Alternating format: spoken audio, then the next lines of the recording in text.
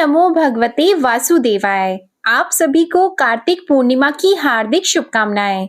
आज की इस वीडियो में आप जानेंगे साल 2023 की कार्तिक पूर्णिमा के बारे में, जिसे त्रिपुरारी पूर्णिमा भी कहते हैं।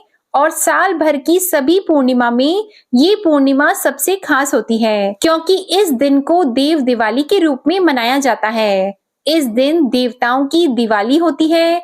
रात के समय सभी देवता धरती पर आकर दिवाली मनाते हैं। तो ऐसे में निशिता मुहूर्त में सभी लोगों को इस समय पूजा करनी चाहिए और दीप दान भी करना चाहिए। तो आज की इस वीडियो में आप जानेंगे साल 2023 की कार्तिक मास की पूर्णिमा की तिथि कब से कब तक है, कार्तिक पूर्णिमा का व्रत किस दिन रखा जाएगा, शुभ मुहूर्त के बारे में, चंद्रोदय के बारे में, सत्यनारायण भगवान का व्रत किस दिन रखना है और पूर्णिमा के दिन आपको कौन से ऐसे काम हैं जो भूले से भी नहीं करने चाहिए।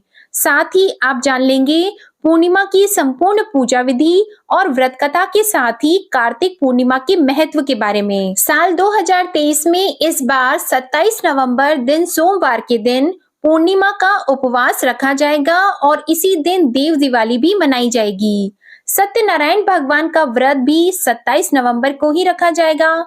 अगर आप सोमवार का व्रत रखते हैं तो सोमवार के दिन ही आप दोनों व्रत एक साथ ही रख सकते हैं। कार्तिक मास की पूर्णिमा तिथि प्रारंभ होगी 26 नवंबर को दोपहर 3:53 से और इसकी समाप्ति होगी 27 नवंबर को दोपहर 2:46 पर। 27 नवंबर दिन सोमवार को सूर्योदय का समय रहेगा सुबह 6:52 और सूर्यास्त का समय रहेगा शाम 5:36। इस दिन चंद्रोदय का समय रहेगा शाम 5:32। तो जो भी पूर्णिमा का उपवास रखते हैं वो शाम को चंद्रोदय के बाद कभी भी चंद्र देवता को अर्घ देकर अपना उपवास खोल सकती हैं। अब आप जानिए 27 नवंबर को देव दिवाली के दिन पूजा के शुभ मुहूर्त कौन कौन से हैं। तो ब्रह्म मुहूर्त का समय सुबह 5:16 से सुबह 6:04 तक रहेगा। ब्रह्म मुहूर्त के समय स्नान और दीप दान करना बहुत ही शुभ रहता है। सुबह की पूजा भी आप चाहें तो सुबह इसी समय कर सकते हैं। ब्रह्म मुहूर्त में की गई पूजा भगवान जल्दी ही स्वीकार करते हैं। ब्रह्म मुहूर्त के समय सभी पवित्र नदियों के जल में देवी देवताओं का और शुभ शक्तियों का वास होता है। इस समय यदि पवित्र नदियों के जल में स्नान किया जाए तो सभी प्रकार के रोगों से और पापों से मुक्ति मिल जाती है। साथ ही इस समय यदि आप बहते हुए जल में दीपदान करते हैं तो सभी पितरों को भी मुक्ति मिल जाती है। गोधूली बेला का समय इस दिन रहेगा शाम 4:57 से शाम 5:21 तक। गोधूली बेला में दीपदान करना बहुत ही शुभ होता है। शाम की पूजा का शुभ मुहूर्त रहेगा शाम 5:07 से शाम 6:27 तक। निशीत मुहूर्त का समय रहेगा रात 11:19 से रात 12:12 तक। और आपको ध्यान रखना है कि राहु काल के समय में यानी सुबह के समय 8:12 से सुबह 9:33 के बीच में पूजा पाठ से संबंधित या किसी भी प्रकार के दान पुण्य से संबंधित कोई कार्य आपको नहीं करना चाहिए। राहु काल के समय में आप कोई भी दान पुण्य नहीं करें, क्योंकि इस समय किए गए दान का सारा पुण्य राहु और केतु ग्रह को चला जाता है। पूर्णिमा के दिन सुबह जल्दी उठकर स्नान आदि से निवृत्त होकर यदि रख सके तो उपवास रखने का और नहीं तो पूजा करने का संकल्प लेना चाहिए। पूजा करनी हो या फिर व्रत रखना हो, संकल्प आपको दोनों ही तरह से लेना होता है।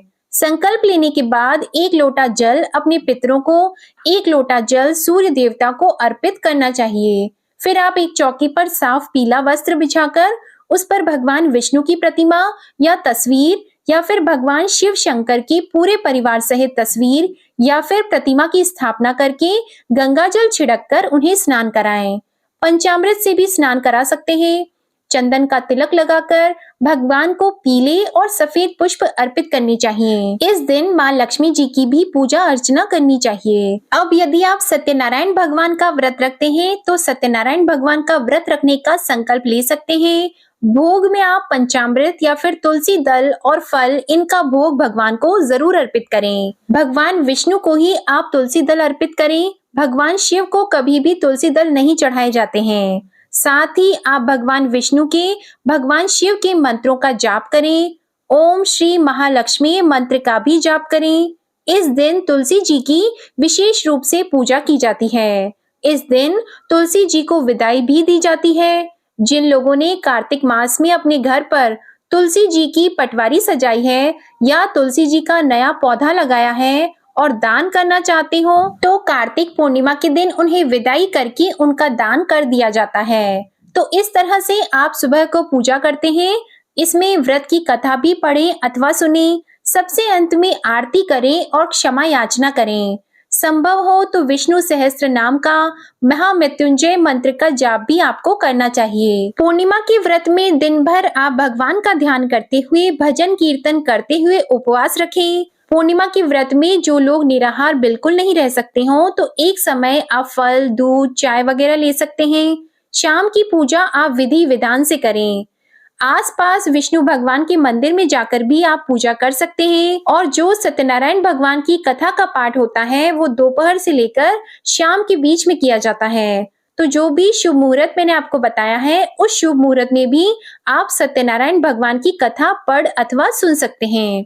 और शाम के समय आज के दिन आपको विशेष रूप से दिवाली की तरह अपने घर को रोशन करना चाहिए, दीप दान करना चाहिए, क्योंकि ये तो वैसे भी देवताओं की दिवाली है।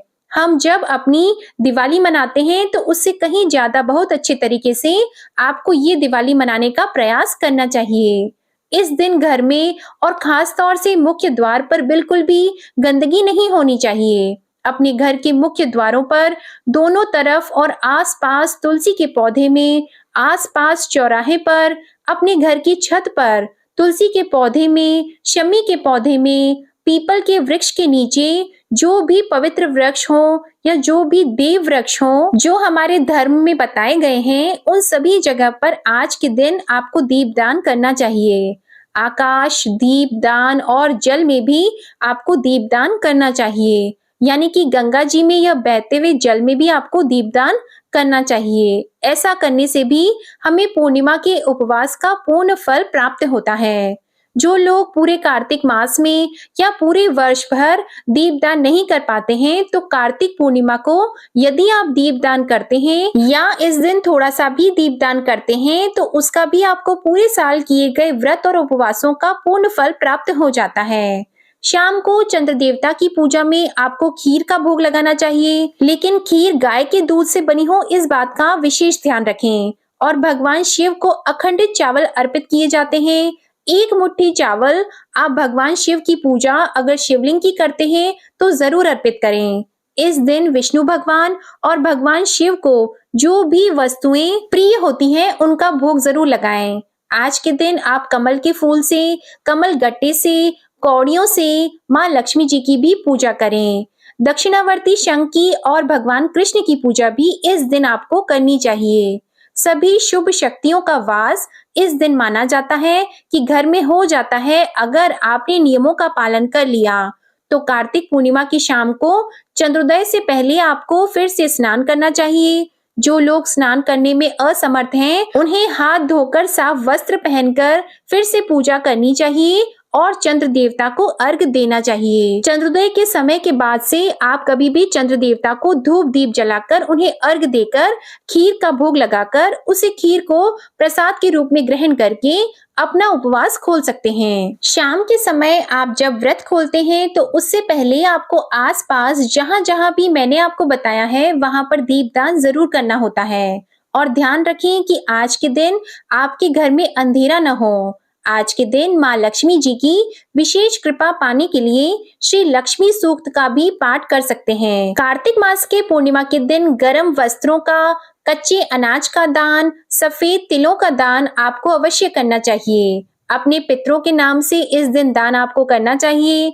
पितरों के नाम से आप आज के दिन जो भी कार्य करते हैं उसे पितर प्रसन्न हो जाते हैं। और यदि अगर पितर किसी भी कष्ट में हैं तो उनकी आत्मा को भी मुक्ति मिल जाती है। और साथ ही कार्तिक पूर्णिमा के दिन 365 बाती का या फिर 108 बाती का दीप दान भी किया जाता है। अब आप सुनिए कार्तिक पूर्णिमा की व्रत कथा।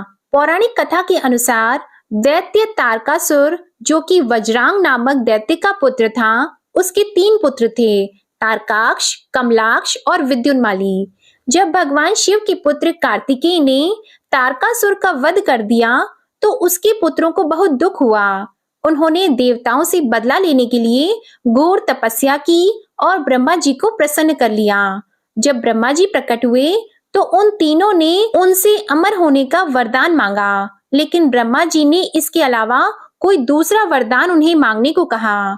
तब उन तीनों ने ब्रह्मा जी से कहा कि वह उनके लिए 3 नगरों का निर्माण करवाएं। वह उन नगरों में बैठकर सारी पृथ्वी पर आकाश मार्ग से घूमते रहेंगे। 1000 साल बाद जब वह तीनों एक जगह मिले, उस समय उनके तीनों नगर मिलकर एक हो जाए, तो जो देवता उन्हें एक ही बाण से नष्ट कर देगा, वही उनकी मृत्यु का कारण होगा। ब्रह्मा जी ने उन्हें यह वरदान दे दिया। ब्रह्मा जी का वरदान पाकर तारकाक्ष, कमलाक्ष और विद्युन्माली बहुत प्रसन्न हुए। ब्रह्मा जी के कहने पर मय दानव ने उनके लिए 3 नगरों का निर्माण किया। उनमें से एक सोने का, एक चांदी का और एक लोहे का था। सोने का नगर तारकाक्ष का था, चांदी का कमलाक्ष का और लोहे का नगर विद्युन्माली का था। अपने पराक्रम से इन तीनों ने तीनों लोकों पर अधिकार कर लिया। इन दैत्यों से घबराकर भगवान इंद्र आदि सभी देवता शंकर भगवान की शरण में आ गए। देवताओं की बात सुनकर भगवान शिव त्रिपुरों का नाश करने के लिए तैयार हो गए। विश्वकर्मा ने भगवान शिव के लिए एक दिव्य रथ का निर्माण किया। चंद्रमा और सूर्य उस रथ के पहिए बने। इंद्र, वरुण, यम और कुबेर उस रथ के घोड़े बने। हिमालय धनुष बने और शेषनाग उसकी प्रत्यंचा बने। भगवान विष्णु बाण बने और अग्निदेव उसकी नोक बन गए। उस दिव्य रथ पर सवार होकर जब भगवान शिव त्रिपुरों का नाश करने चले तो दैत्यों में हाहाकार मच गया। दैत्यों और देवताओं में भयंकर युद्ध छिड़ गया। जैसे ही त्रिपुर सीध में आए तो भगवान शिव ने दिव्य बाण चलाकर उनका नाश कर दिया। त्रिपुरों का नाश होते ही सभी भगवान शिव की जय जयकार करने लगे और त्रिपुरों का अंत करने के लिए भगवान शिव को त्रिपुरारी भी कहा जाने लगा। इसलिए कार्तिक पूर्णिमा को कई जगह देव दीपावली और त्रिपुरारी पूर्णिमा के नाम से भी जाना जाता है। और गंगा नदी के तट पर मिट्टी के दिए जलाकर कार्तिक पूर्णिमा को दिवाली की तरह मनाया जाता है। विष्णु पुराण के मुताबिक जिस दिन भगवान विष्णु ने अपने 10 अवतारों में पहला अवतार मत्स्य अवतार का रूप धारण किया था, वह कार्तिक मास की पूर्णिमा का दिन था। कार्तिक पूर्णिमा के दिन भगवान विष्णु के मत्स्य अवतार लेने के कारण वैष्णव मत में इस पूर्णिमा का भी विशेष महत्व होता है। इसी के साथ हमारी आने वाली वीडियोस में आप श्री सत्यनारायण भगवान की व्रत कथा भी सुनेंगे। इसके लिए आप हमारे चैनल को सब्सक्राइब कर लें और बेल आइकन भी प्रेस करें। आपको आज की वीडियो पसंद आई हो तो इसको लाइक करना मत भूलिएगा। धन्यवाद।